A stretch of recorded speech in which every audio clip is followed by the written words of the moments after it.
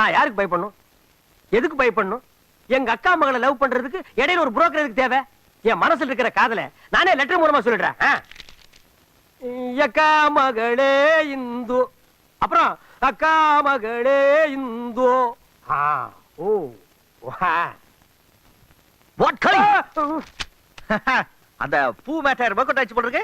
உனக்கு எப்படி தெரியும்? அதான் மறைச்சு லவ் லெட்டர் எழுதும்போதே தெரியுதே. நான் அப்பவே சொன்னேன், நீங்க தான் கேட்கல. அந்த பூவை வாங்கிட்டு ஆசையை சிரிச்சதெல்லாம் உங்களை பார்த்துதான். அதுக்கிட்ட அப்படி என்ன அமிக்க எழுதுறீங்க? அதை கொஞ்சம் வாசிங்க. கரெக்டா தான் எழுதிருக்கேன். அட வாசிங்க. அட என்னப்பா,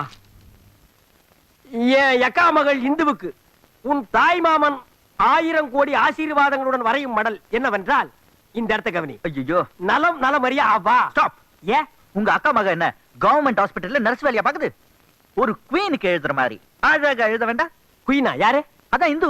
அது எப்படி எழுதுறது? தாங்க நான் எழுதுறேன். இங்க பாரு, நல்லதோ கெட்டதோ, சொர்க்கமோ நரகமோ, வாழ்வோ தாழ்வோ, என் வாழ்க்கையை என்னோட விட்டுரு. என் லவ்வோட நீ விளையாடாத. அட நான் கொஞ்சம் ஹெல்ப் பண்றேன்னு சொன்னேன். Give me calling. என்ன எழுத போற? Love letter. இங்க பாரு, நீ எப்படி வேணாலும் வர்ணிச்சு எழுதிக்க. ம். ஆனா கீழே மட்டும் இப்படிக்கு நீ என் பேரை போட்டுறாத. ஏன்? தப்பி தவறி அந்த கிழட்டு வாத்துக்கிட்ட இந்த லெட்டர் கிடைச்சது, என்ன அரண்மனையை சுத்தி சுத்தி அடிச்சு கொண்டு போட்டுருவான்பா.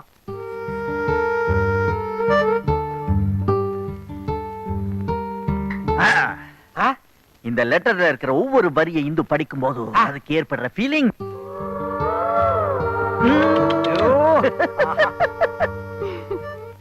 இப்போ இந்த லெட்டரை இந்து கிட்ட எப்படி குடுக்கறதுன்னு நான் சொல்லி தரவா? வேண்டாம், இந்த செய்முறை விளக்கமே எனக்கு வேண்டாம், நானே செஞ்சுக்கிறேன். ஒரே ஒரு தடவை சொல்லி போது, நீ ஒரு முறை செஞ்சதே போது, அதை என்னால மறக்கவே முடியாது. கொண்டா. Okay, thank you.